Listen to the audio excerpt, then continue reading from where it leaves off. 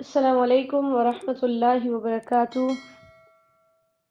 اللہ کے فضل اور اس کی توفیق سے آج انشاءاللہ ہم چھٹا پارہ شروع کریں گے۔ اعوذ باللہ من الشیطان الرجیم، بسم اللہ الرحمن الرحیم۔ لا يحب اللہ الجہر بالسوء من القول الا من ظلم وَكَانَ اللَّهُ سَمِيعًا عَلِيمًا إِن تُبْدُوا خَيْرًا أَوْ تُخْفُوهُ أَوْ تَعْفُوا عَن سُوءٍ فَإِنَّ اللَّهَ كَانَ عَفُوًّا قَدِيرًا۔ چھٹے پارے کے آغاز میں اللہ تعالیٰ نے بری بات کے اظہار سے منع فرمایا ہے کہ اللہ تعالیٰ کو بری بات کا اظہار پسند نہیں ہے، لیکن اگر کسی پر ظلم ہو رہا ہو تو پھر اس کو اجازت ہے کہ وہ ظالم کے ظلم کو بیان کر سکتا ہے۔ تو اس سے پچھلی آیات میں ہم نے چونکہ منافقین کا تذکرہ پڑھا تو اللہ تعالیٰ نے بتایا ہے کہ یہ ظالم ہیں، لہٰذا ان کا ظلم بیان کیا جا سکتا ہے۔ اب ظلم بھی اس کے سامنے بیان کرنا چاہیے جو اس ظلم کو روکنے کی طاقت رکھتا ہو۔ جیسے ایک شخص نے نبی اکرم صلی اللہ علیہ وسلم کے سامنے اپنے ہمسائے کی زیادتی کا ذکر کیا تو آپ صلی اللہ علیہ وسلم نے اسے حکم دیا کہ تم اپنے گھر کا سارا سامان نکال کر باہر راستے میں رکھ دو۔ اب اس نے ایسا ہی کیا، جو بھی گزرتا اس سے پوچھتا کہ گھر تمہارا یہ ہے اور تم سارا سامان باہر رکھ کے بیٹھے ہو، تو وہ ان کو اپنے ہمسائے کے ظلم کے بارے میں بتاتا۔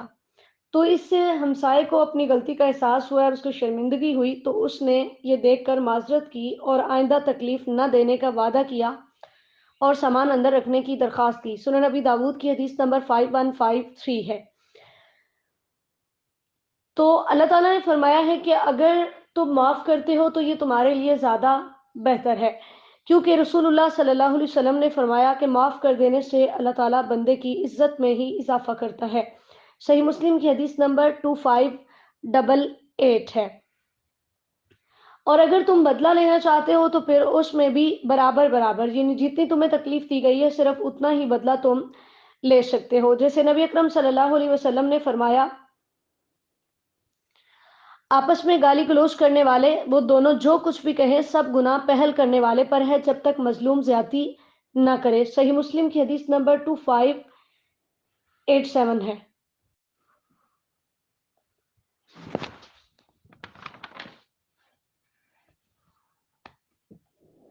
ان تبدو خیرن میں اللہ تعالیٰ نے ہمیں حکم دیا کہ اگر تم کسی بھی بھلائی کو ظاہر کر کے کرتے ہو یا تم اسے چھپاتے ہو یا تم برائی کو معاف کر دیتے ہو تو اللہ تعالیٰ ہر چیز پہ قادر ہے۔ اس کے اندر ہر طرح کی قولی فعلی ظاہری باطنی ہر طرح کی بھلائی آ جاتی ہے، یعنی اگر تم معاف کر دیتے ہو اور اس کو چھپا دیتے ہو تو یہ بھی تمہارے لیے بہتر ہے۔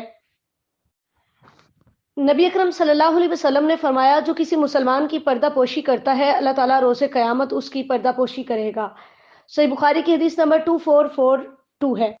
اور اس کے ساتھ ہی اللہ تعالیٰ نے بتایا کہ اللہ قادر ہے، اس کے باوجود وہ تمہارے گناہوں کو معاف کرتا ہے، تو تمہیں بھی اپنے رب کی صفت کو اپناتے ہوئے دوسروں کو معاف کرنا چاہیے۔ آیت نمبر 150 میں اللہ تعالیٰ نے بتایا ہے کہ وہ لوگ جو میرا انکار کرتے ہیں یا جو میرے نبیوں کی رسالت کو نہیں مانتے وہ کافر ہے۔ اسی طرح اگر کوئی ایک نبی کو مانتا ہے اور دوسرے نبی کا انکار کرتا ہے تو وہ بھی کافر ہے، کیونکہ یہود و نصارہ ایک نبی کو مانتے تو دوسرے کا انکار کر دیتے، تو اس وجہ سے اللہ تعالیٰ نے انہیں کافر کہا۔ جبکہ مسلمان جو ہیں وہ اللہ تعالیٰ پر ایمان لانے کے ساتھ ساتھ اللہ تعالیٰ کے تمام نبیوں پر ایمان لاتے ہیں، اس وجہ سے ان کو مسلمان کہا جاتا ہے۔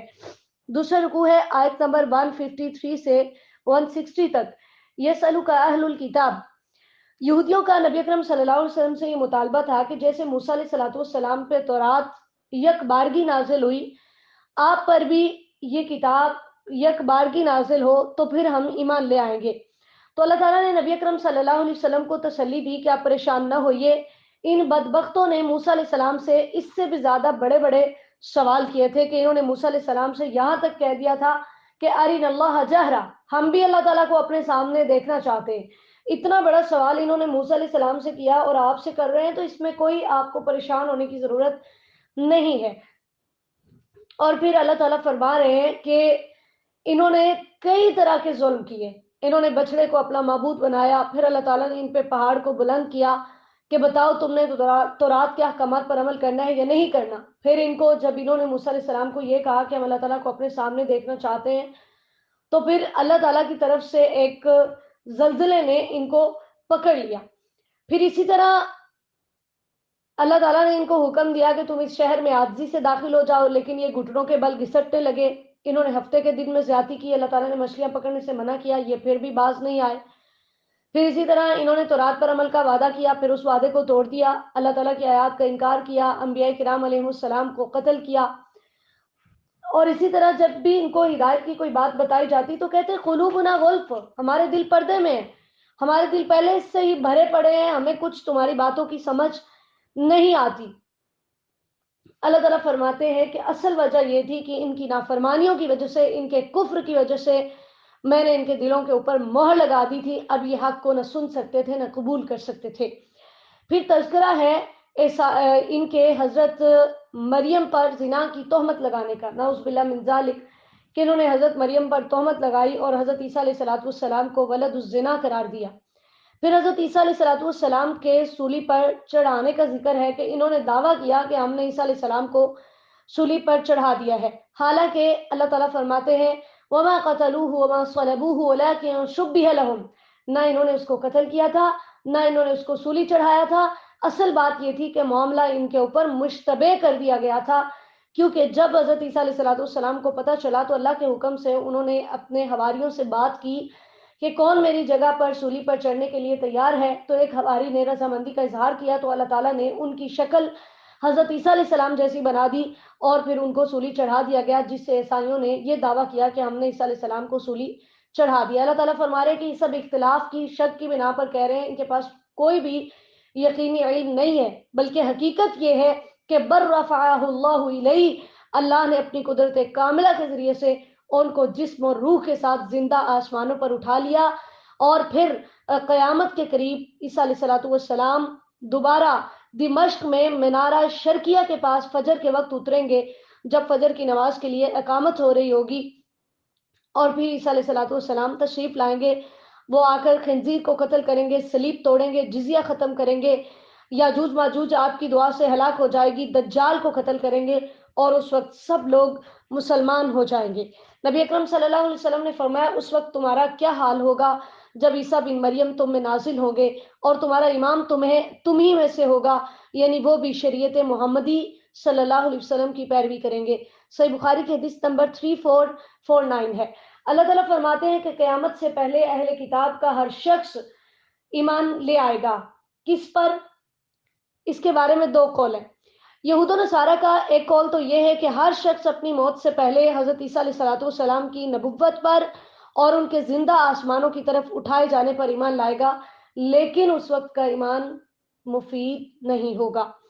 نمبر 2، قیامت کے قریب جب حضرت عیسیٰ علیہ السلام نزول فرمائیں گے تو دجال اور تمام کفار سے جب جہاد کریں گے تو پوری دنیا میں اسلام پھیل جائے گا، سب ان پہ ایمان لے آئیں گے، لیکن اس وقت کا ایمان قابل قبول نہیں ہوگا۔ پھر اللہ تعالیٰ نے تذکرہ کیا ہے آیت نمبر 160 میں یہود کے ظلم کا، کہ یہ سود کھاتے تھے، حالانکہ اللہ تعالیٰ نے ان کو سود کھانے سے منع کیا تھا۔ اسی طرح لوگوں کے مال چھینا جھپٹی کر کے، چوری اور ڈاکے کے ذریعے سے، رشوت زنی کے ذریعے سے یہ لوگوں کا مال کھاتے تھے۔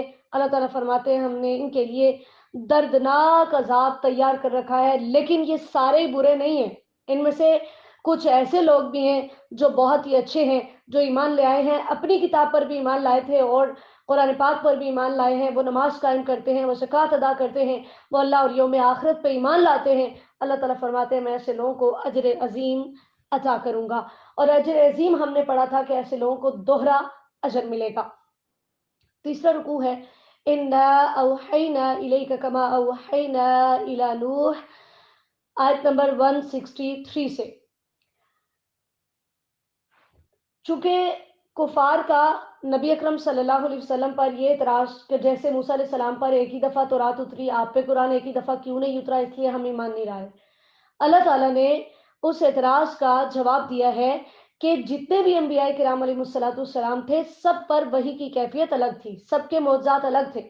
اب تم اس وجہ سے انکار کر دو کہ موسیٰ علیہ السلام کی کتاب یک بارگی نازل ہوئی تھی اور یہ قرآن ایک ہی دفعہ نازل نہیں ہوا، تو لہٰذا ہم نہیں مانتے، تو یہ بالکل illogical بات ہے، یہ بالکل بے بنیاد ہے، اس کی کوئی حیثیت نہیں ہے، کیونکہ ہر نبی کے اوپر اللہ تعالیٰ نے مختلف معجزہ نازل کیا، ہر نبی کو اللہ تعالیٰ نے مختلف طرح کی چیزیں عطا کی، تو یہ طریقہ تمہارا درست نہیں ہے، کیونکہ وحی کے مختلف طریقے ہیں۔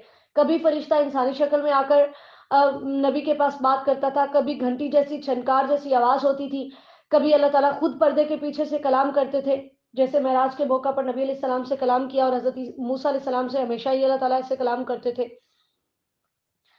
تو اللہ تعالیٰ نے بتایا ہے کہ نبی اکرم صلی اللہ علیہ وسلم کی رسالت پر اگر تم ایمان نہیں لا رہے تو اللہ تعالیٰ خود اس بات کی گواہی دے رہا ہے، تمہاری گواہی کی کوئی ضرورت بھی نہیں ہے۔ اور پھر اس کے ساتھ ہی اللہ تعالیٰ نے یہ بھی بتایا ہے کہ یہاں پر کچھ انبیاء کرام علیہ السلام کے اللہ تعالیٰ نے نام لیے ہیں، اور اس کے ساتھ اللہ تعالیٰ نے بتایا کہ بہت سے انبیاء کرام علیہ السلام ایسے ہیں جن کا ہم نے آپ کے اوپر تذکرہ نہیں کیا۔ اسی وجہ سے قرآن پاک میں جن انبیاء کرام علیہ السلام کا نام آیا ہے تقریباً ان کی تعداد 24 یا 25 ہے، ٹھیک ہے، اور باقی جو ہیں اللہ تعالیٰ نے ان کے بارے میں ہمیں نہیں بتایا۔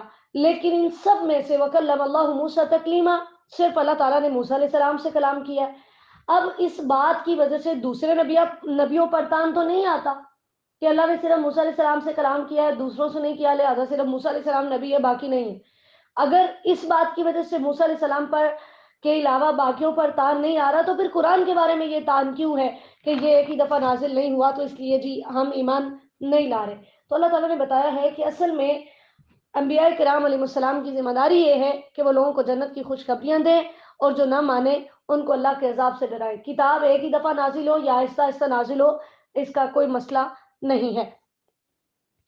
پھر اللہ تعالیٰ نے نبی اکرم صلی اللہ علیہ وسلم کی رسالت کی گواہی دی ہے کہ تم نہیں بھی مانتے تو میں گواہی دیتا ہوں کہ یہ محمد صلی اللہ علیہ وسلم اللہ کے رسول ہیں، اور فرشتے بھی اس بات کی گواہی دیتے ہیں، اور جو آپ پر وحی نازل ہوئی ہے اس کی بھی گواہی اللہ تعالیٰ خود دے رہا ہے۔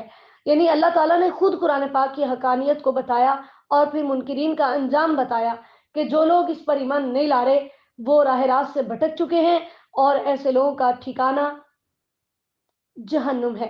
یا ایھا الناس قد جاءکم الرسول، آیت نمبر 170 میں اللہ تعالیٰ نے یہود کے اعتراضات کا جواب دینے کے بعد سب لوگوں کو مخاطب کیا اور انہیں کہا کہ محمد صلی اللہ علیہ وسلم تمہارے پاس حق کے ساتھ مبعوث کیے گئے ہیں، لہٰذا تم ان پہ ایمان لے آؤ، لیکن اگر تم ایمان نہیں لاتے تو تم اللہ تعالیٰ کا کچھ بھی بگاڑ نہیں سکو گے، کیونکہ وہ زمین و آسمان کا مالک ہے۔ پھر اللہ تعالیٰ نے آیت نمبر 171 میں، بڑی اہم آیت ہے، اللہ تعالیٰ نے ہمیں غلوف سے منع کیا، اہل کتاب کو غلوف سے منع کیا۔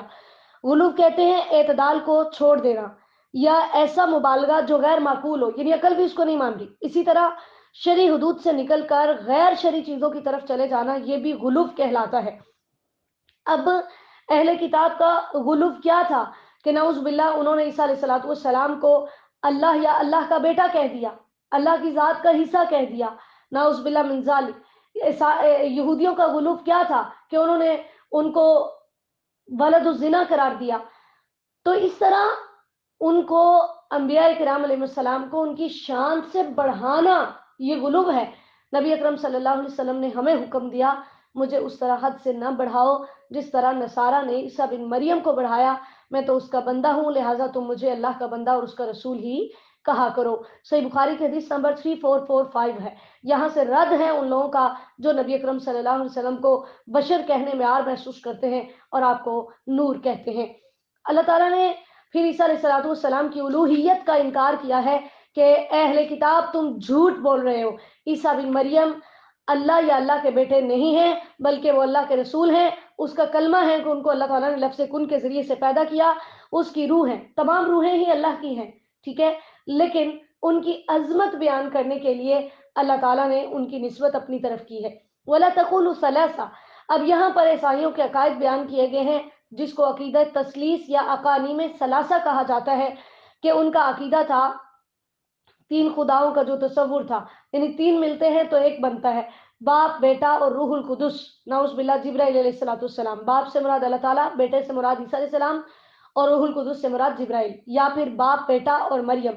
اللہ تعالیٰ نے فرمایا انتہوا خیر لکم انما اللہ الہ واحد سبحانہ ان یکون لہ ولد لہ ما فی السماوات وما فی الارض وکفی باللہ وکیلا۔ اپنی اس بات سے باز آ جاؤ، اللہ اکیلا ہے، وہ الہ واحد ہے، وہ اس بات سے مبرہ و منزہ ہے کہ اس کی کوئی اولاد ہو، کیونکہ اولاد کی ضرورت تو اسے جو محتاج ہے، وہ تو زمین و آسمان کا مالک ہے، وہ کسی کا محتاج نہیں ہے۔ اس وجہ سے تم اپنی اس بات سے باز آ جاؤ، تمہیں ایسا نہیں کہنا چاہیے۔ تو عیسائیوں کا عقیدہ کہ عیسیٰ علیہ السلام اللہ کی ذات کا حصہ ہیں، اور آج کے مسلمان کا عقیدہ جو نور من نور اللہ کہتے ہیں رسول اللہ صلی اللہ علیہ وسلم کو، یہ ایک جیسے عقائد ہیں۔ انہوں نے بھی عیسیٰ علیہ السلام کو اللہ کی ذات کا حصہ کہا، انہوں نے بھی نبی علیہ السلام کو اللہ کے نور کا، اللہ کی ذات کا حصہ کہا۔ نعوذ باللہ من ذالک، یہ صریحاً شرک ہے۔ اللہ تعالی ہمیں محفوظ فرمائے۔ چوتھا رکوع ہے لن یستنکف المسیح، آیت نمبر 172 سے۔ اللہ تعالیٰ نے بتایا ہے کہ تم جن فرشتوں کو میرا شریک بناتے ہو، یا عیسیٰ علیہ السلام کو تم نے میری ذات کا حصہ بنایا، جبکہ ان فرشتوں کا اور عیسیٰ علیہ السلام کا اپنا یہ حال ہے کہ وہ خود میرا بندہ ہونے میں کوئی عار محسوس نہیں کرتے، تو تم ان کو کیوں خدائی کا درجہ دے رہے ہو؟ اللہ تعالیٰ فرماتے ہیں جو میرا بندہ ہونے سے عار محسوس کرتا ہے اور تکبر کرتا ہے، میں اسے اپنی طرف اکٹھا کروں گا، سب نے میرے پاس آنا ہے، ٹھیک ہے؟ تو آپ دیکھیے ابلیس نے تکبر کیا تھا نا، کیا انجام ہوا اس کا؟ اور ہمارے نبی صلی اللہ علیہ وسلم کو بھی جب اللہ کا بندہ کہا جاتا تو آپ بہت خوشی محسوس کرتے تھے۔ جیسے علامہ ابن قیم رحمہ اللہ اپنی کتاب انوار القلوب کے اندر فرماتے ہیں کہ انسان کے لیے بندگی سے زیادہ عزت کا کوئی مقام نہیں۔ نبی اکرم صلی اللہ علیہ وسلم کو اللہ تعالیٰ نے 3 مقامات پر جو نہایت عزت کے مقامات ہیں لفظ ابد سے پکارا ہے، یعنی اللہ تعالیٰ نے ان 3 عزت والے مقامات پہ نبی علیہ السلام کو اپنا بندہ کہہ کر پکارا ہے، جس سے یہ ثابت کیا ہے کہ رسول اللہ صلی اللہ علیہ وسلم اللہ کے نور کا حصہ نہیں ہے، بلکہ آپ بشر تھے۔ لیکن ہمارا ایمان ہے کہ نبی اکرم صلی اللہ علیہ وسلم اللہ کے بعد اس کائنات میں تمام انسانوں سے افضل انسان ہیں۔ اب وہ 3 مقامات کون سے ہیں؟ سورہ الفرقان کی آیت نمبر 1 کہ نزول وحی کا اللہ تعالیٰ نے جب تذکرہ کیا تو اللہ تعالیٰ نے اس میں آپ صلی اللہ علیہ وسلم کے لیے لفظ ابد بولا، تبارک الذی نزل الفرقان علی عبدہ۔ اسی طرح سورہ کہف میں بھی الحمدللہ الذی انزل علی عبدہ الکتاب۔ نمبر 2 معراج کے موقع پر اللہ تعالیٰ نے سبحان الذی یسری بعبدہ لیلا من المسجد الحرام، یہاں بھی لفظ ابد بولا۔ اسی طرح سورہ جن کی آیت نمبر 19 میں وَأَنَّهُ لَمَّا قَامَ عَبْدُ اللَّهِ، یہاں نبی علیہ السلام کی عبادت، آپ کی دعا کا تذکرہ ہے، وہاں بھی آپ کو لفظ ابد کے ذریعے سے پکار کے اللہ نے یہ ثابت کیا کہ میرا اور بندے کا جو تعلق ہے اس میں یہ والا تعلق سب سے زیادہ مضبوط ہے۔ آیت نمبر 174 میں اللہ تعالیٰ نے بتایا ہے یہود و نصارہ کے شکوک و شبہات کو بیان کرنے کے بعد کہ یہ قرآن تمہارے پاس آ چکا ہے جو اللہ کی طرف سے واضح دلیل ہے، کیونکہ برہان ایسی دلیل کو کہتے ہیں جو فریقین کے درمیان فیصلہ کن حیثیت رکھتی ہو، اور یہ قرآن تمہارے لیے نور ہے اور یہ تمہیں گمراہیوں سے نکال کر ایمان کی راہوں پر گامزن کرتا ہے۔ اب اگر ایمان لے آتے ہو، اللہ کی رسی کو مضبوطی سے تھام لیتے ہو، تو اللہ تمہیں اپنے فضل و رحمت میں داخل کرے گا اور صراط مستقیم کی طرف تمہاری رہنمائی کرے گا۔ یستفتونک فی الکلالہ، پھر کلالہ کی وراثت کے بارے میں ہم نے پڑھا تھا کہ ایسا مرد یا ایسی عورت جو فوت ہو جائے جس کا باپ بھی نہ ہو اور اس کی اولاد بھی نہ ہو، تو کلالہ کی وراثت کے بارے میں اللہ تعالیٰ نے فرمایا کہ اگر اس کی بہن ہو تو بہن کو، ایک بہن ہے تو اس کو آدھا حصہ ملے گا، اگر 2 یا 2 سے زیادہ ہیں تو ان کو 2/3 ملے گا، اور اگر بہنیں بھی ہیں اور بھائی بھی ہیں تو فَلِلذَّكَرِ مِثْلُ حَظِّ الْأُنثَيَيْنِ کے اصول کے تحت، یعنی مرد کو 2 حصے اور عورت کو 1 حصہ، اس طرح اس کے مال کو خرچ کیا جائے گا۔ اللہ تعالیٰ نے یہ سارے احکامات ہمارے لیے بیان کر دیے تاکہ ایسا نہ ہو کہ ہم بھٹک جائیں. واللہ بکل شیء علیم، کیونکہ اللہ تعالیٰ ہر چیز کو پوری طرح جاننے والا ہے. سورۃ المائدہ مدنیہ. بسم اللہ الرحمن الرحیم. المائدہ دسترخوان کو کہتے ہیں. اس میں خاص طور پہ ایک دسترخوان کا تذکرہ ہے، اس وجہ سے سورت کا نام سورۃ المائدہ ہے، اور یہ مدنی سورت ہے جو کہ ہجرت کے بعد نازل ہوئی. اس کا پچھلی سورت کے ساتھ تعلق سورہ نساء میں اللہ تعالیٰ نے تمام لوگوں کو مخاطب کیا تھا یا ایھا الناس کے ذریعے سے، لیکن سورہ المائدہ کے شروع میں اللہ تعالیٰ ایمان والوں کو مخاطب کر رہے ہیں یا ایھا الذین آمنو کہہ کر، اور اہم احکامات مسلمانوں کو دیے جا رہے ہیں. سیدہ عائشہ رضی اللہ تعالیٰ عنہا فرماتی ہیں سورہ المائدہ کے بارے میں کہ یہ سورت سب سے آخر میں نازل ہوئی، اس کے حلال کو حلال اور حرام کو حرام سمجھو. مسند احمد کی حدیث نمبر 25602 ہے. اللہ تعالیٰ نے اس آیت میں ہمیں 5 چیزوں کو کرنے کا حکم دیا ہے. نمبر 1، وعدے کو پورا کرنا ہے کیونکہ وعدہ توڑنا منافق کی نشانی ہے. نمبر 2، تمہارے لیے چھپائے حلال ہے. نمبر 3، کچھ چھپائے تمہارے لیے حرام ہے. نمبر 4، کہ ایسا شخص جو احرام کی حالت میں ہے وہ حرم کے اندر شکار نہیں کر سکتا، اور مکہ اور مدینہ دونوں حرم ہیں. اور نمبر 5، کہ ایسا شخص جو حرم میں نہیں ہے اور وہ احرام کی حالت میں بھی نہیں ہے تو اس کے لیے شکار کرنا جائز ہے. پھر آیت نمبر 2 کے اندر اللہ تعالیٰ نے ہمیں بتایا ہے کہ لا تحلوا شعائر اللہ. شعائر شعیرتن کی جمع ہے، ہر وہ چیز جس پر نشان لگایا گیا ہو اسے شعائر کہتے ہیں، یعنی یہ نشانیاں ہیں. تو اللہ تعالیٰ نے فرمایا کہ ان کی بے حرمتی تم نے نہیں کرنی. اسی طرح جو حرمت والے مہینے ہیں ان کی بھی بے حرمتی نہیں کرنی کہ تم ان کے اندر جنگ کرنے لگو. اسی طرح ہدی، ایسا جانور ہوتا ہے جو حاجی حرم میں قربانی کے لیے لے کر جاتے ہیں، ان کی بھی بے حرمتی نہیں کرنی. وللقلائد، قلائد اس رسی یا پٹے کو کہتے ہیں جو قربانی کے گلے میں بطور نشانی ڈالی جاتی ہے. ان جانوروں کی بھی بے حرمتی نہیں کرنی جن کے گلے میں نشانی کے طور پہ رسی یا پٹا ڈالا گیا ہو کہ یہ حرم کی طرف لے جائے جا رہے ہیں. اور اسی طرح وہ لوگ جو بیت اللہ کی طرف حج یا عمرہ کرنے جا رہے ہیں ان کی بھی بے حرمتی تم نے نہیں کرنی. یبتغون فضلا من ربهم ورضوانا، کیونکہ ان کی نیت یہ ہے کہ وہ اپنے رب کی رضامندی اور فضل تلاش کرنا چاہتے ہیں. پھر اس کے ساتھ اللہ تعالیٰ نے ہمیں حکم دیا ہے کہ نیکی کے کاموں میں تعاون کرو. البر ہر طرح کی نیکی کو کہتے ہیں، اور گناہ اور زیادتی کے کاموں پہ تعاون نہ کرو. اللہ اکبر کبیرہ. یہ آیت بہت اہم ہے. وَتَعَاوَنُوا عَلَى الْبِرِّ وَالتَّقْوَى وَلَا تَعَاوَنُوا عَلَى الْإِثْمِ وَالْعُدْوَانِ. مثلاً آپ نے دورہ قرآن میں ایڈمیشن لیا اور آپ نے اپنے ساتھ کسی اور کو بھی بتایا کہ الحافظ اسلامک انسٹیٹیوٹ میں دورہ قرآن ہو رہا ہے، آئیے آپ بھی میرے ساتھ جوائن کیجئے. تو یہ آپ نے نیکی کے کام پہ تعاون کیا ہے. ٹھیک ہے، بر ہے نیکی کا کام کرنا اور تقوی ہے برائی کو چھوڑنا. وَلَا تَعَاوَنُوا عَلَى الْإِثْمِ وَالْعُدْوَانِ، لیکن گناہ کے کام پہ زیادتی اور تعاون نہیں کرنا. مثلاً اللہ نہ کرے آپ نے کوئی ڈرامہ دیکھا ہو، کوئی غلط چیز دیکھی ہو، اور آپ دوسروں کو بھی کہیں کیا تم نے دیکھی، آؤ میں تمہیں دکھاؤں، تو یہ آپ دوسروں کو گناہ کی طرف بلا رہے ہیں. ٹھیک ہے، یا کسی کو آپ دیکھ رہے ہیں کہ وہ گناہ کر رہا ہے اور آپ اس کے گناہ کو چھپا رہے ہیں تو آپ گناہ کے کام پہ تعاون کر رہے ہیں. تو ہم نے انشاءاللہ تعالی اس آیت کو تھام لینا ہے، نیکی کے کاموں پہ تعاون کرنا ہے، نیکی کے کاموں پہ دوسروں کی مدد کرنی ہے. مثلاً آپ نے دورہ قرآن کا پوسٹر سٹیٹس پہ لگایا تو آپ نے نیکی میں تعاون کیا. آپ نے اس کو اپنے گروپس میں شیئر کیا تو آپ نے نیکی پہ تعاون کیا. ٹھیک ہے، اور اسی طرح گناہ کا کوئی کام ہے تو کسی نے آپ کو کوئی اس طرح کی کوئی سانگ ایسی کوئی چیز بھیجی اور آپ نے اس کو نیکسٹ فارورڈ کیا، آپ نے گناہ کے کام پہ تعاون کیا. کہ آپ کے پاس ہینڈ فری ہے، آپ کو پتہ، چھوٹی چھوٹی مثالیں دینی ہے جو ہماری زندگی میں پائی جاتی. آپ کو پتا ہے کہ یہ میرے سے ہینڈ فری اس لیے مانگ رہی ہے کہ اس نے گانے سننے ہیں، ڈرامہ دیکھنا ہے، آپ نے اس کو دی ہے تو آپ نے گناہ کے کام پہ تعاون کیا. اللہ تعالیٰ نے فرمایا واتقوا اللہ، مجھ سے ڈرو، یہ تم نے گناہ کے کام پہ زیادہ تعاون نہیں کرنا.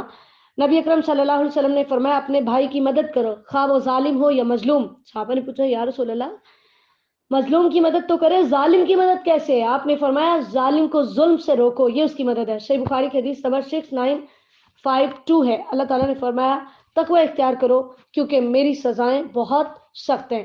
آیت نمبر 3 بہت اہم ہے.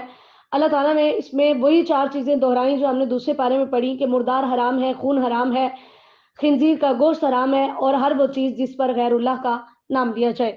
اسی طرح المنخنقہ گلا گھونٹ کر مرنے والا جانور، خواہ وہ خود گلا گھونٹ اس کا گھٹ جائے یا کوئی اس کا گلا گھونٹ دے، دونوں طریقوں سے اگر وہ مر جاتا ہے تو اس کو کھانا حرام ہے۔ ہاں اگر اس کے اندر زندگی کی رمق باقی ہو تو اس کو ذبح کر کے کھایا جا سکتا ہے۔ اسی طرح الموقوذہ وہ جانور ہے جس کو لاٹھی یا پتھر لگے اور چوٹ لگنے سے وہ مر جائے۔ المتردیہ وہ جانور ہے جو گر کر مرے تو وہ بھی حرام ہے، یعنی اگر گرا ہے اور گرنے سے وہ مر گیا ہے تو وہ بھی حرام ہے۔ اور النتیحہ سینگ لگ کر مرنے والا جانور حرام ہے، خواہ وہ اپنے سینگ سے مرے یا کسی اور کے۔ الا ما زکیتم، ہاں اگر اس کے اندر زندگی کی رمق باقی ہے تو تم بسم اللہ واللہ اکبر پڑھ کے شرعی طریقے سے اس کو ذبح کر لو تو پھر اس کو کھانا جائز ہے۔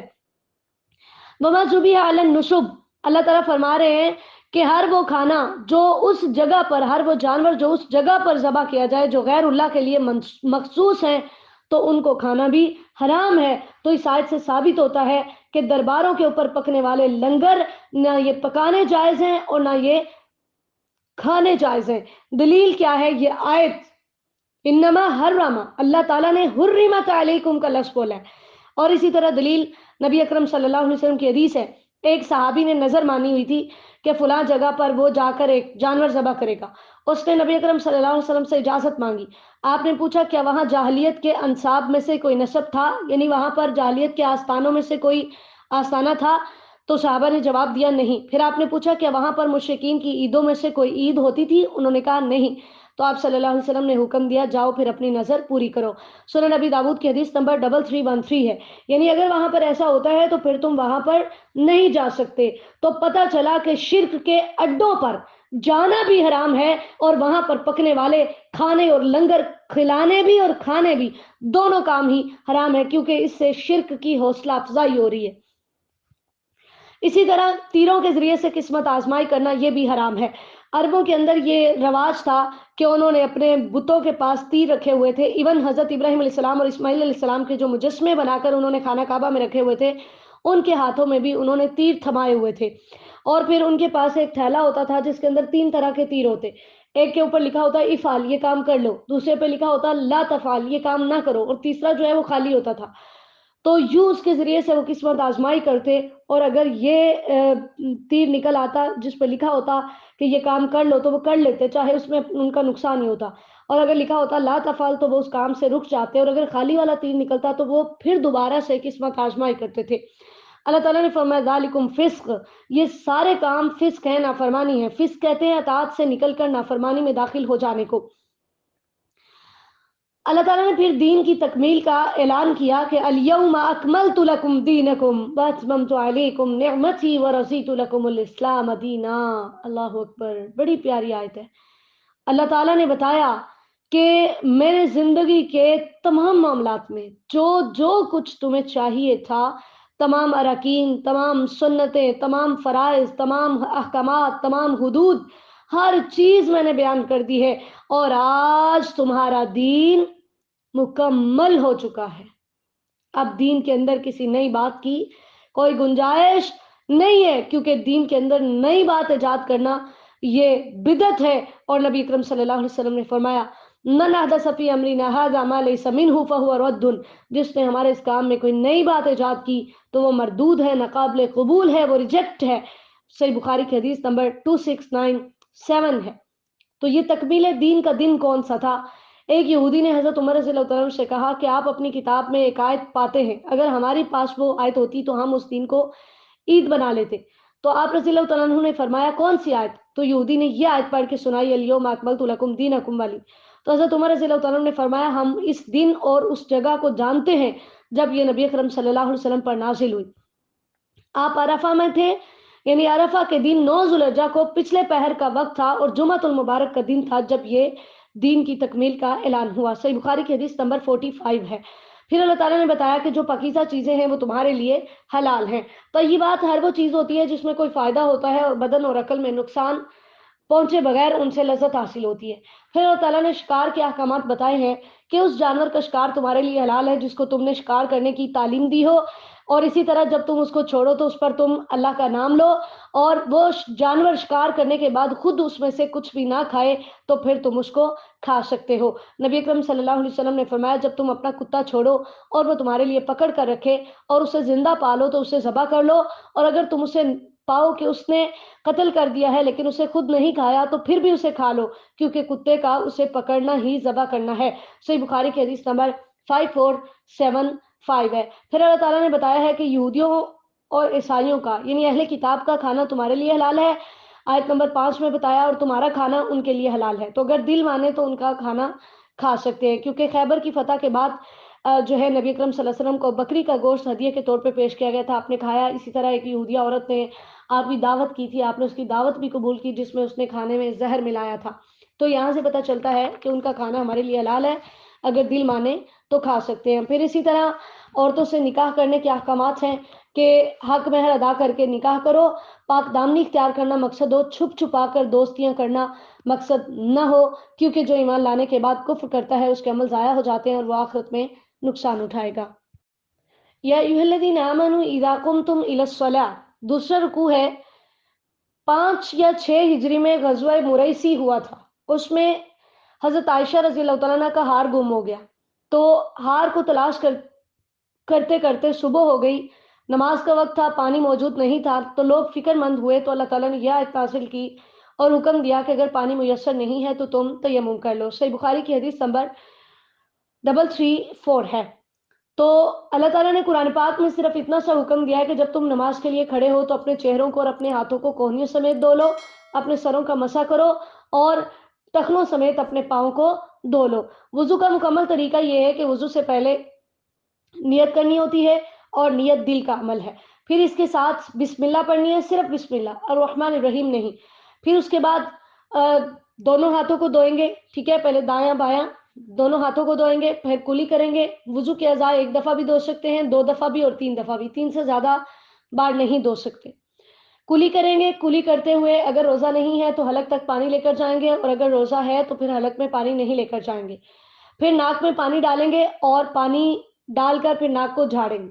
جو زیادہ درست طریقہ ہے وہ یہ ہے کہ ایک ہی ہاتھ میں آپ پانی لیں، اسی کے ساتھ آپ کلی کریں، اور جو پانی بچ جائے اسی کے ساتھ آپ اس کو ناک میں ڈالیں، اور پھر بائیں ہاتھ کی چھوٹی انگلی سے آپ اپنے ناک کو جھاڑیں۔ پھر اس کے بعد 3 دفعہ چہرے کو دھونا ہے اچھے طریقے سے کہ کوئی بھی بال گیلا خشک نہ رہ جائے۔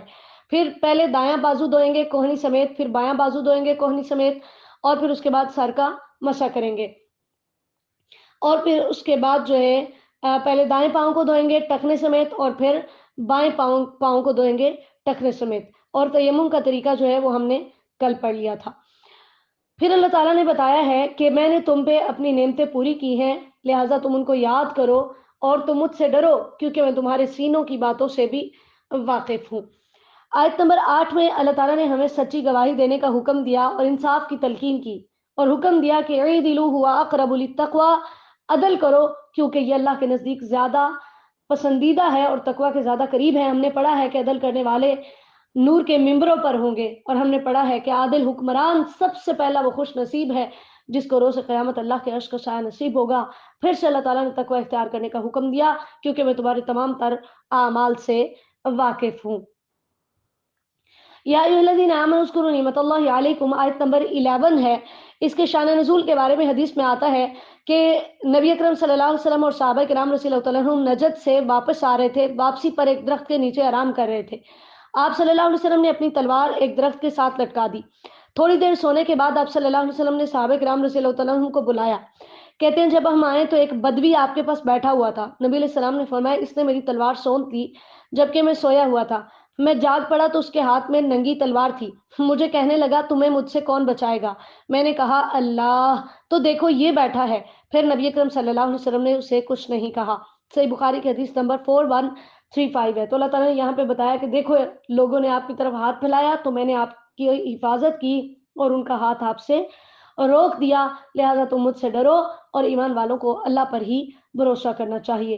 تو یہ کامل یقین تھا رسول اللہ صلی اللہ علیہ وسلم کا، اور عقیدہ توحید ہے کہ مجھے اللہ بچائے گا۔ یہ نہیں کہا کہ میں نبی ہوں میں بچ جاؤں گا خود ہی، بلکہ کیا کہا؟ مجھے اللہ بچائے گا۔ تیسرا رکوع ہے آیت نمبر 12 سے، وَلَقَدْ أَخَذَ اللَّهُ مِيثَاقَ بَنِي إِسْرَائِيل۔ بنی اسرائیل کے 12 قبیلے تھے اور ان پر نگرانی کے لیے اللہ تعالیٰ نے 12 سردار مقرر کیے۔ تو اللہ تعالیٰ نے ان سے یہ وعدہ کیا کہ اگر تم نماز پڑھو گے، زکوٰۃ دو گے، تم میرے رسولوں پر ایمان لاؤ گے، میرے رسولوں کی مدد کرو گے، تم اللہ کو قرض حسنہ دو گے، تو میں بدلے میں تمہارے گناہ معاف کر دوں گا، میں تمہیں جنتوں میں داخل کروں گا جن کے نیچے نہریں جاری ہیں۔ یعنی اگر ان اعمال کو تم کرتے ہو تو تم جنتوں کے مستحق بنتے ہو۔ لیکن انہوں نے کیا کیا کہ انہوں نے وعدوں کو توڑ دیا۔ نتیجہ کیا ہوا کہ اللہ تعالیٰ نے ان پہ لعنت کی اور ان کے دلوں کو اللہ تعالیٰ نے سخت کر دیا۔ یحرفون الکلم عن مواضع۔ پھر اللہ تعالیٰ نے بتایا کہ یہودی تعریف کرتے تھے، بات کو اس کی جگہ سے یا اس کے مفہوم سے پھیر دیتے تھے۔ اسی طرح نبی اکرم صلی اللہ علیہ وسلم کو تسلی دی جا رہی ہے کہ ان یہودیوں کی طرف سے آپ کو کبھی بھی کوئی اچھی بات سننے کو نہیں ملے گی، لہٰذا فاعف عنہم واصفح، آپ ان کے ساتھ مت الجھیے، آپ درگزر کیجئے، ان اللہ یحب المحسنین، کیونکہ اللہ تعالیٰ نیکی کرنے والوں کو پسند کرتا ہے۔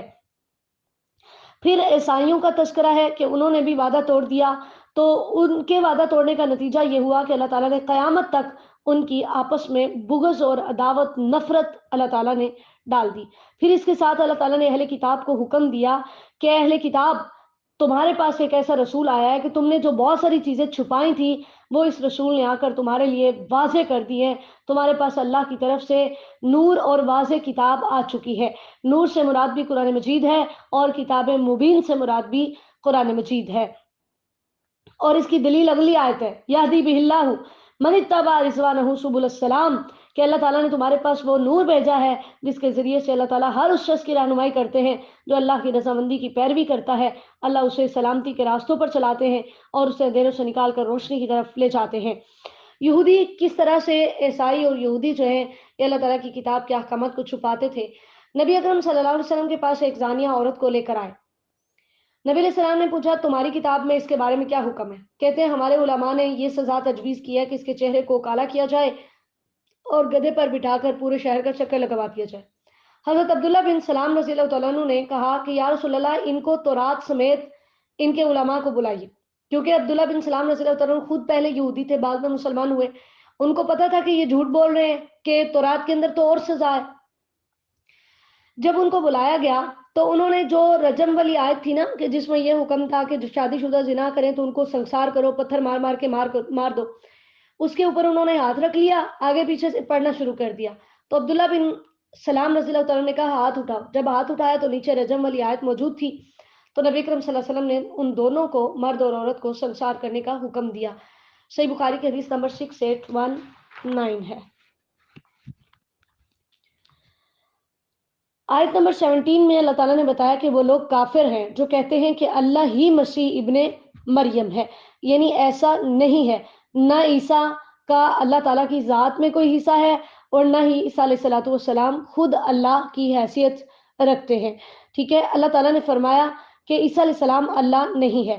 اب یہ وہی عقیدہ ہے نعوذ باللہ من ذالک کہ عیسائی کہتے تھے کہ اللہ عیسیٰ کے روپ میں زمین پہ اترا ہے، نعوذ باللہ من ذالک۔ جیسے آج کا مسلمان کہتا ہے وہی جو مستوی عرش تھا خدا ہو کر، وہی جو مستوی عرش تھا خدا ہو کر اتر پڑا مدینے میں مصطفیٰ ہو کر، نعوذ باللہ من ذالک۔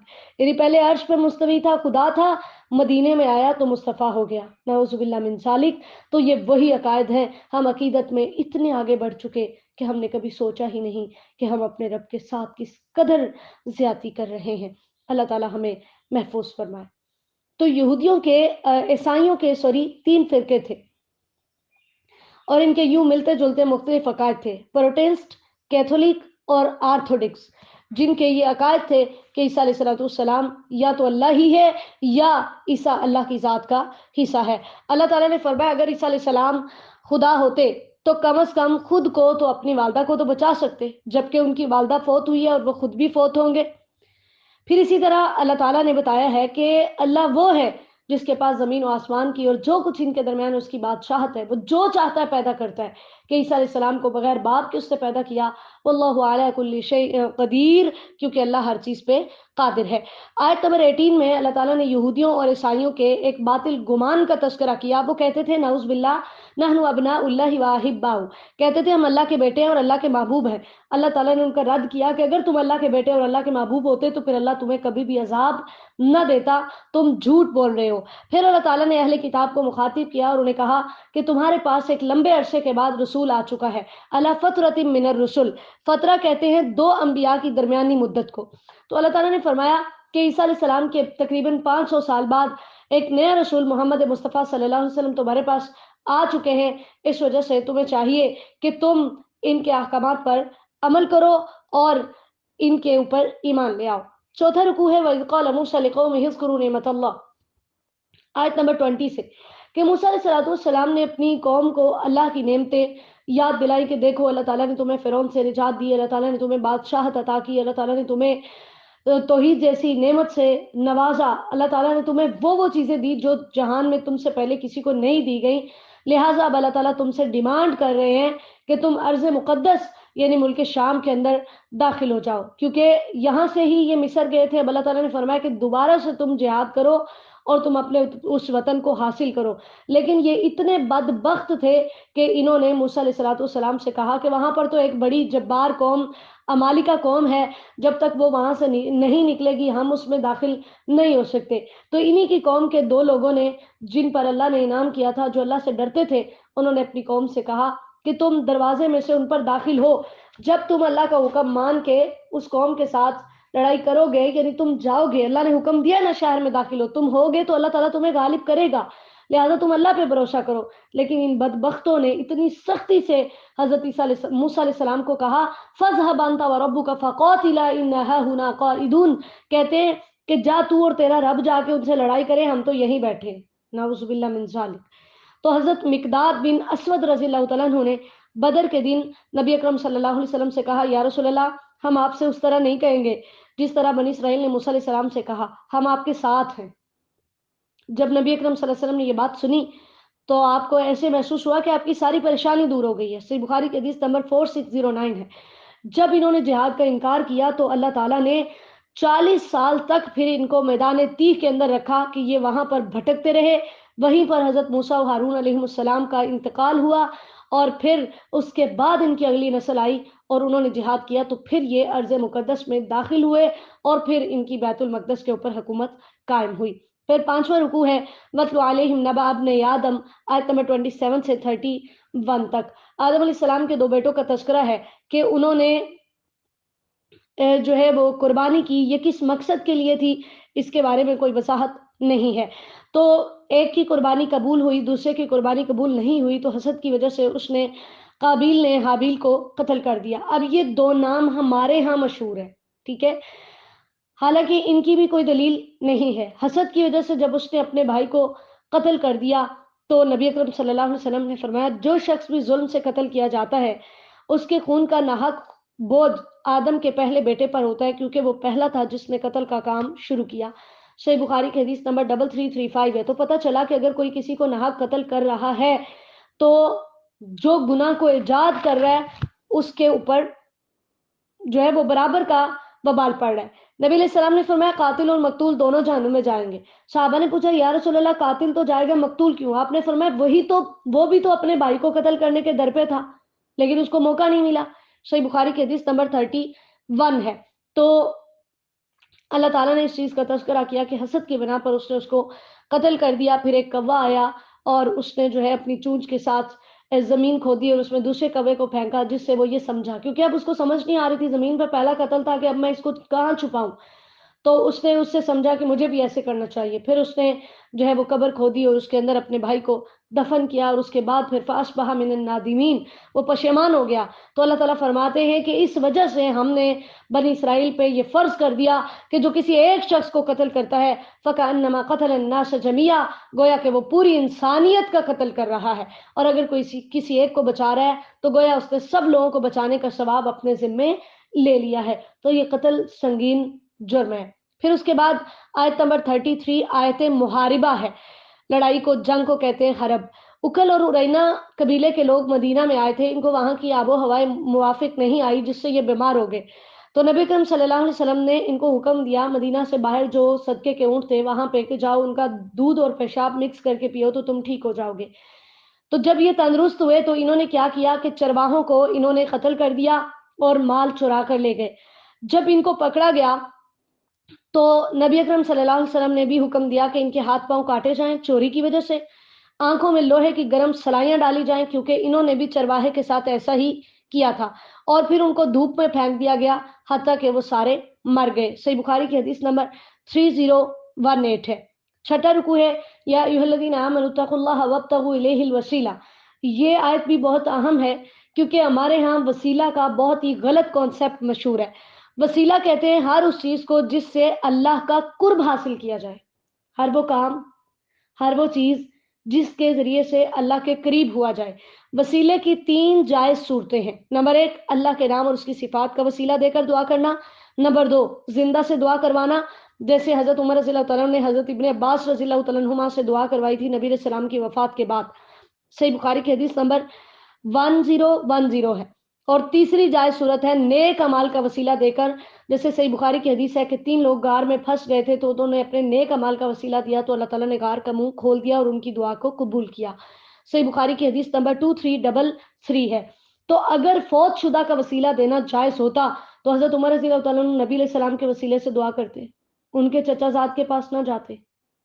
جیسے ہمارے ہاں فوت شدہ کا وسیلہ دے کر دعا کی جاتی ہے، یا اللہ اپنے حبیب کے صدقے مجھے یہ دے دے، نعوذ باللہ پنجتن پاک کے صدقے یہ دے دے، فلاں کے صدقے فلاں کے صدقے یہ دے دے.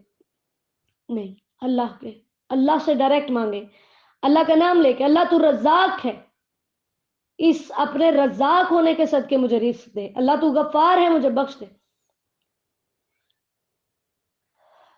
تو وسیلے کی ناجائز صورت یہ ہے کہ فوت شدہ کا وسیلہ دیا جائے. وسیلہ ایک جگہ کا نام بھی ہے، ایک مقام بھی ہے جو اللہ کے بندوں میں سے صرف ایک کو نصیب ہوگا. نبی اکرم صلی اللہ علیہ وسلم نے خود فرمایا ہے کہ جب تم مؤذن کو سنو اسی طرح کہو، پھر مجھ پہ درود پڑھو. ایک بار درود پڑھنے سے 10 رحمتیں نازل ہوں گی. پھر میرے لیے وسیلے کی دعا کرو، اور وسیلہ جنت کا وہ مقام ہے جو اللہ کے بندوں میں سے صرف ایک کو نصیب ہوگا. مجھے امید ہے کہ وہ میں ہوں. جس نے میرے لیے وسیلے کی دعا کی اس کے لیے میری شفاعت واجب ہو جائے گی. صحیح مسلم کی حدیث نمبر 384 ہے. اللہ تعالیٰ نے پھر بتایا کہ روز قیامت نہ کوئی فدیہ قبول ہوگا اور نہ ہی وہ آگ سے نکل سکیں گے. پھر چور کی سزا ہے کہ اگر کوئی چوری کرتا ہے تو اس کے ہاتھ کاٹے جائیں گے. یہ اس وجہ سے ہے کہ دوسرے لوگ عبرت حاصل کریں اور آئندہ چوری سے باز آ جائیں. سیدہ عائشہ رضی اللہ تعالیٰ عنہ فرماتی ہیں نبی اکرم صلی اللہ علیہ وسلم نے فرمایا چور کا ہاتھ نہ کاٹا جائے مگر دینار کے 1/4 یا زیادہ میں. صحیح مسلم کی حدیث نمبر 1684 ہے. لیکن اس کے بعد اگر کوئی توبہ کر لیتا ہے تو اللہ تعالیٰ اس کے گناہ کو معاف کر دیتے ہیں کیونکہ توبہ گناہوں کو مٹا دیتی ہے. التائب من الذنب کمن لا ذنب له، گناہ سے توبہ کرنے والا ایسا ہی ہے گویا اس نے کوئی گناہ کیا ہی نہیں. پھر اس کے بعد اللہ تعالیٰ نے نبی اکرم صلی اللہ علیہ وسلم کو آیت نمبر 41 میں تسلی دی ہے کیونکہ مدینہ میں 3 طرح کے دشمن تھے، مکہ کے کافر، مدینہ کے منافق اور مدینہ کے یہودی. تو اللہ تعالیٰ نے نبی علیہ السلام کو تسلی دی کہ آپ پریشان نہ ہوئیے، ان کی عادت ہے کہ یہ سود کھاتے ہیں، یہ جاسوسیاں کرتے ہیں، یہ حرام کھاتے ہیں، اس وجہ سے آپ پریشان نہ ہوئیے. اور یہاں پر حرام کے لیے سحت کا لفظ بولا گیا ہے. سحت کہتے ہیں لفظی معنی ہوتا ہے مٹانا اور ہلاک کرنا. حرام مال کو سحت اس لیے کہتے ہیں کہ وہ انسان کی نیکیوں کو ضائع کر دیتا ہے. اور اسی طرح حدیث میں زانیہ کی اجرت کو، کتے کی قیمت کو، شراب کو اور جوئے کو، مردار کی قیمت کو بھی سحت کہا گیا ہے. اللہ تعالی ہم سب کو محفوظ فرمائے. 7واں رکوع ہے انا انزلنا التوراۃ آیت نمبر 44 سے. اللہ تعالیٰ نے یہودیوں کو ڈانٹا ہے کہ اپنے بڑوں کی طرف دیکھو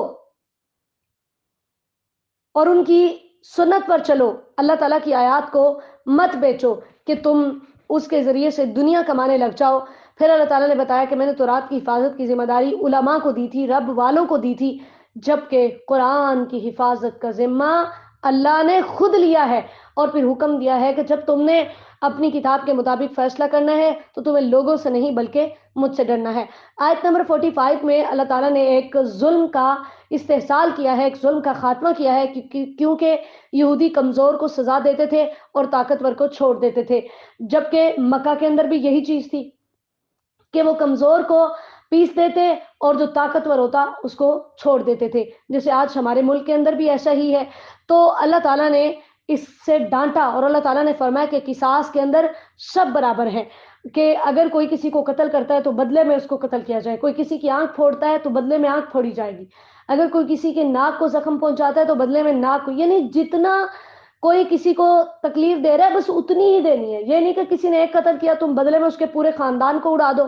نبی علیہ الصلوۃ والسلام نے فرمایا کہ مسلمانوں کے خون آپس میں برابر ہیں، ابو داؤد کی حدیث نمبر 2751 ہے۔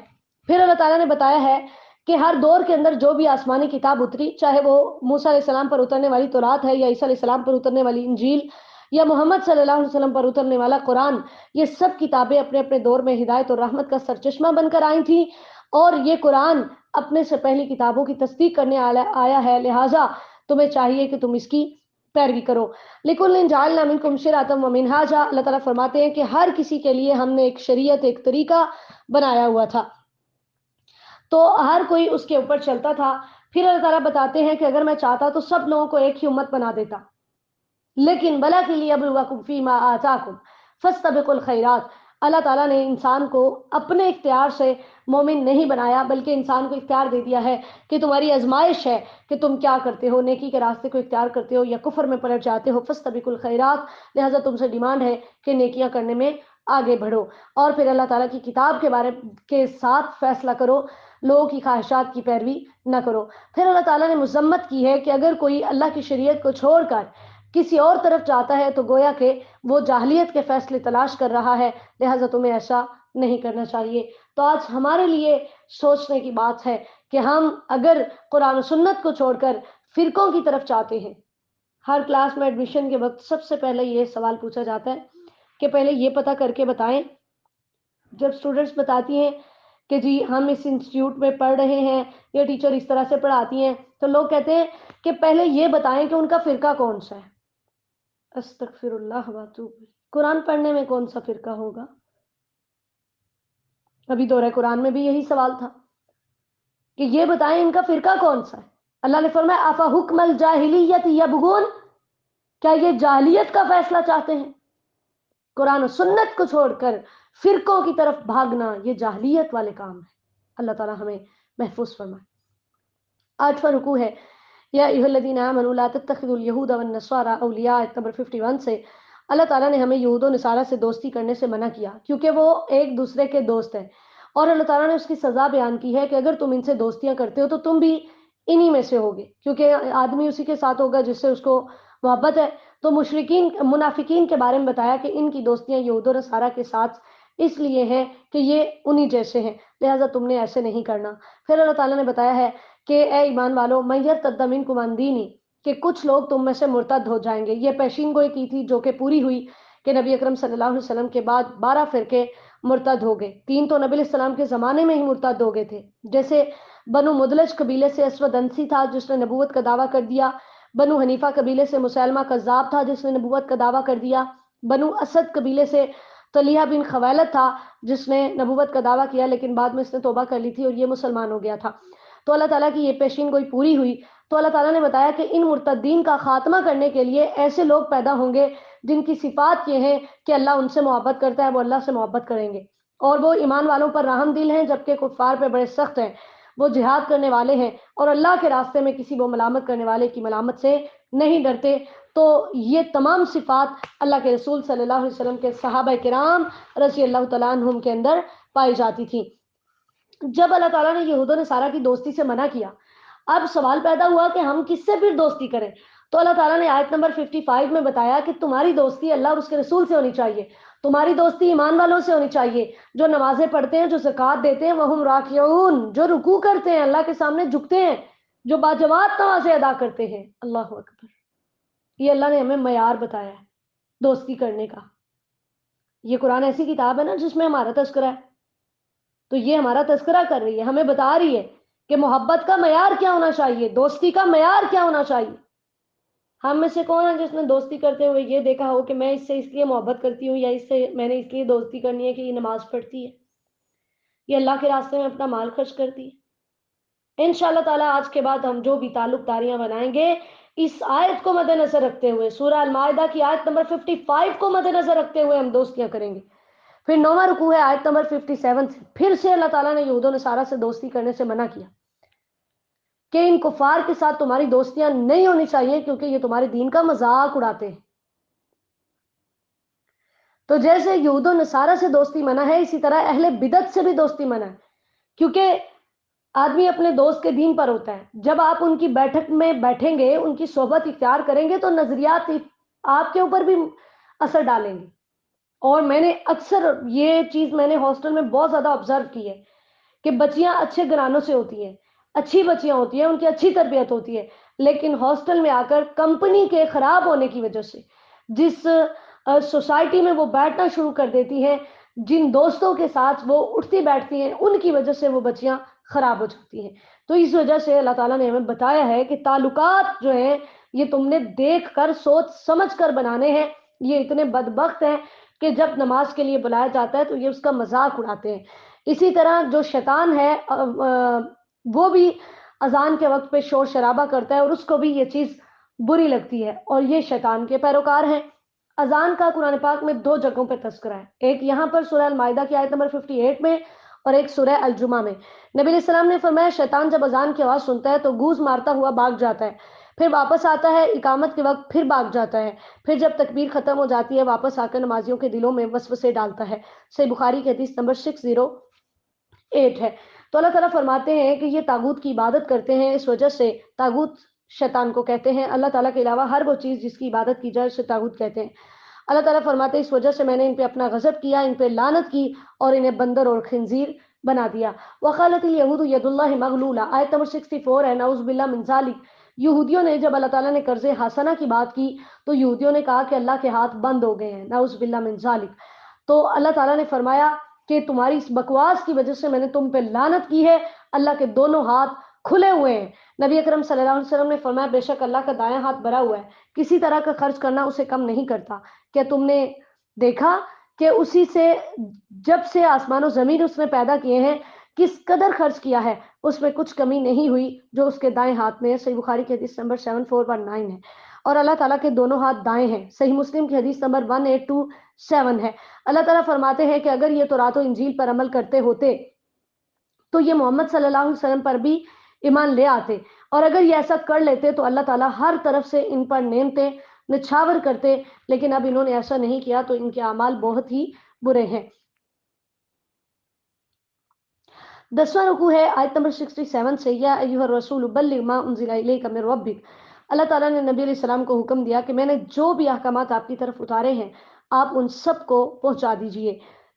اسی وجہ سے سید عائشہ رضی اللہ تعالیٰ عنہ فرماتی ہیں جو شخص یہ کہے کہ محمد صلی اللہ علیہ وسلم نے اس میں سے کچھ چھپا لیا جو اللہ نے آپ پر نازل کیا تو اس نے جھوٹ بولا۔